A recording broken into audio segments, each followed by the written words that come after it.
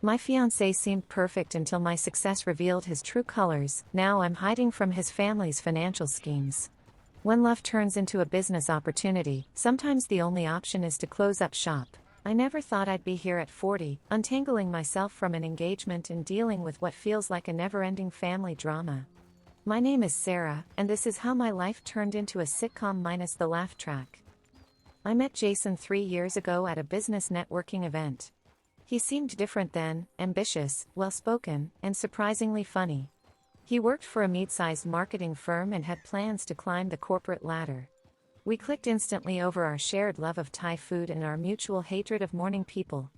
Looking back, I should have seen the red flags when he spent most of our first date complaining about his boss and how his genius ideas were being overlooked.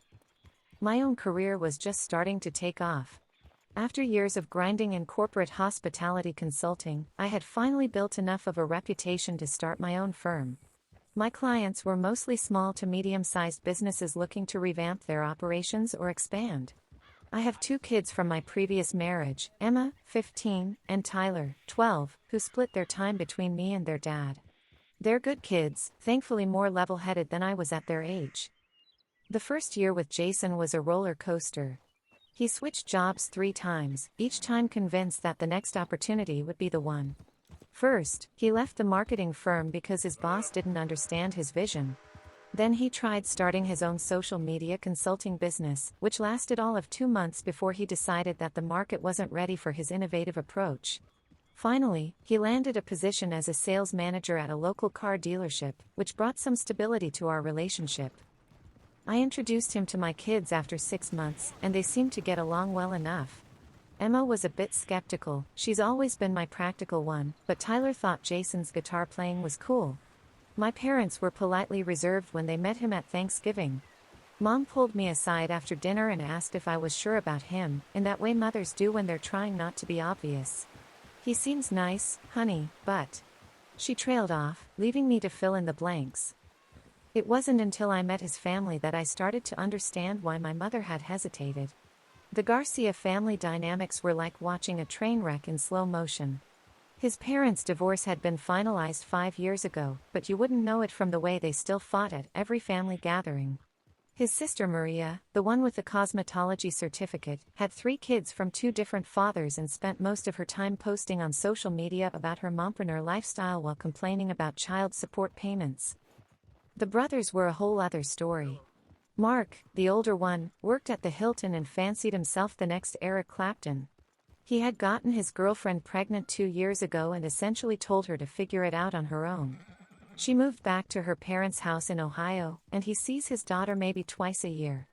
The younger brother, Danny, still lived at home at 35, convinced that his band Toxic Mushroom was just 1 gig away from making it big.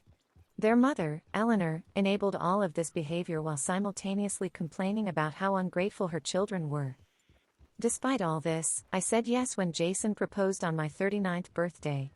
He had finally seemed to settle into his job, and I thought maybe we could build something stable together.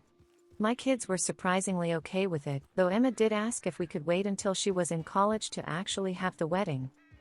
As my business grew, I started to notice how Jason's attitude toward my success changed. At first, he was supportive, even proud. But then came the suggestions. Hey, babe, my mom makes amazing tamales. Maybe she could have a stand at your food truck park. Or, Danny's actually really good with social media. Maybe you could introduce him to some of your clients?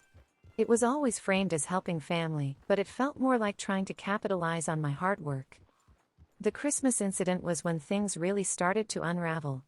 I had landed a major contract with Global Foods Manufacturing, a company that could potentially open doors to even bigger clients.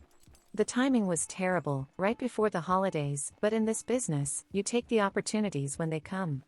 I had already arranged for Emma and Tyler to fly to my parents' house in Colorado, and Jason had promised to drive us there once I finished the project. I worked myself to exhaustion, barely sleeping, existing on coffee and protein bars. Finally, on December 22nd, I delivered the proposal and just needed to wait for their final approval and site visit. Jason had been oddly quiet for days, but I was too focused on work to really notice. When the client approved everything and I needed to get to Colorado, Jason went completely MIA. He wasn't answering calls or texts, and I was starting to panic. When he finally responded, it was with a casual "give me a couple hours." Those hours turned into more hours, and I found myself sitting on my packed suitcase, crying from a mixture of exhaustion and anxiety. When he finally called, his excuse was that his mother was emotional about him leaving for Christmas and he needed to console her. I ended up making the 8-hour drive myself, stopping at a Super 8 motel in the middle of nowhere because I was too tired to keep my eyes open. I spent Christmas Day trying to stay awake during present opening, smiling through my parents' concerned looks, and making excuses for Jason's absence. He showed up 2 days later, acting like nothing had happened and bringing his mother's tamales as a peace offering. As my business continued to grow, I hired more people. Rachel, my assistant, became my right hand, and I brought on 2 more consultants to handle the increasing workload. I was finally in a position to be selective about my clients and could focus on projects that really excited me. That's when the opportunity in Colorado came up, a chance to work with Mountain View Resorts, one of the biggest hospitality groups in the state, and be closer to my family. When I told Jason about the potential move, his first question wasn't about what this meant for my career or even for us as a couple. It was, "Do you think they'd need a social media management company? I could start one and bring Danny in." I tried to explain that a company of that size already had established vendors, but he wouldn't let it go. The fight that followed was epic. He accused me of not supporting his dreams, while I pointed out that his dreams seemed to solely consist of piggybacking on my success. Still, we moved forward with the moving plans. I found a beautiful rental house with enough space for my home office and the kids' rooms. That's when Jason dropped the bomb about wanting his family to stay with us until they found jobs. I could already picture it, Maria complaining about child support on my couch, Danny's band practicing in the garage, and Mark's girlfriend drama playing out in my living room. When I expressed my concerns, Jason's response was to throw things and storm out. The final straw came during what I had hoped would be a productive conversation about our future. I laid out my concerns, about his family's dependence, about his lack of respect for my hard work, about the example we were setting for my kids. His response: to get fired from his job for insubordination and then blame me for taking away his dreams. The breakup conversation was surreal. Jason, a 39-year-old man, holding onto my steering wheel and rocking back and forth like a child having a tantrum. He accused me of being a snob now that I was rich, I'm comfortable, but I'm not exactly buying islands. When I pointed out that the real issue was his refusal to work on himself, he just shut down. Now we're in this weird limbo where he won't pick up his things from my house. His car is still in my garage, and his gym equipment, including a massive weight bench that I'm pretty sure is bolted to my floor, is taking up space in what used to be my home office. He keeps sending me links to couples therapists, as if that would somehow fix the fundamental incompatibility of our life goals. The confrontation with his mother was the cherry on top of this dysfunction Sunday.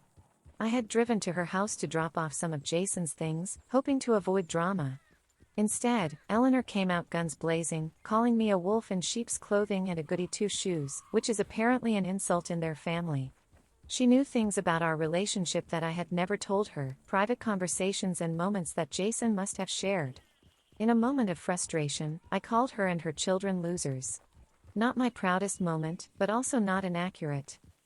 Now Jason is using that as an excuse to leave his stuff at my house, claiming that he would have moved it but now won't because I disrespected his mother. Emma, in her infinite teenage wisdom, suggested we could list his gym equipment on Facebook Marketplace. Tyler thinks we should just push it all onto the front lawn. I'm tempted to go with Tyler's plan.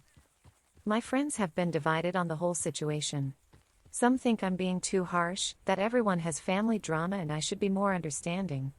Others, like my friend Lisa who watched the whole relationship unfold, are planning a dodge that bullet celebration party. My parents are relieved but trying not to show it too obviously. As for me, I'm focusing on the move to Colorado. Mountain View Resorts has offered me a contract that would keep me busy for at least the next 2 years, and the thought of being closer to my family, my actual, functional family, is incredibly appealing. Emma is excited about the skiing opportunities, and Tyler has already researched all the best gaming shops in the area. I've learned some valuable lessons from all of this. First, when someone shows you who they are, believe them the first time. Second, success can be a great filter for relationships. It shows you who's really in your corner and who just wants to hitch a ride on your coattails. And third, never underestimate the power of a good lawyer. I'm having one draw up a formal notice for Jason to remove his belongings, including that damn weight bench. Sometimes I wonder what would have happened if I had stuck to my initial instincts about Jason and his family. Would I have saved myself 3 years of increasingly frustrating situations? Probably. But then again, maybe I needed this experience to really appreciate what I've built for myself and my kids, and to understand what I'm not willing to compromise on. For now, I'm looking forward to this new chapter. My business is thriving, my kids are healthy and happy, and I'm finally learning to trust my gut when it tells me something isn't right. As for Jason and his family, well, they can keep their tamales and their drama. I hear Colorado has great Mexican food anyway.